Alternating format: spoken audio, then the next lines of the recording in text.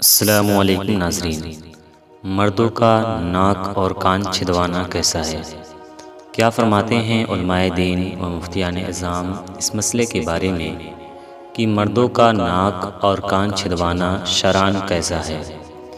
جواب ہے کہ ناک اور کان چھدوانا عورتوں کے لیے جائز اور مردوں کے لیے ناجائز ہے، کیونکہ ناک اور کان چھدوانے میں عورتوں کے لیے زینت ہے جبکہ مردوں کے لیے زینت نہیں، لہٰذا مردوں کا ناک اور کان چھدوانا عورتوں سے مشابہت ہونے کی وجہ سے ناجائز حرام ہے۔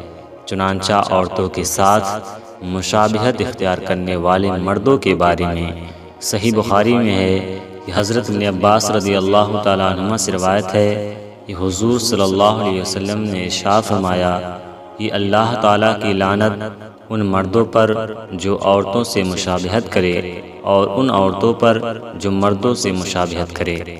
مفتی محمد وقار الدین علیہ رحمت رضوان سے سوال کیا گیا کہ مردوں کا کان میں بالی پہننا کیسا ہے؟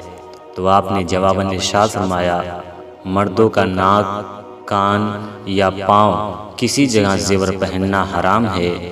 حدیث میں اس فعل پر لعنت آئی ہے۔ امید ہے آپ کو ویڈیو پسند آئے۔ ویڈیو پسند آئے تو ویڈیو کو لائک اور چینل کو سبسکرائب ضرور کریں۔ السلام علیکم۔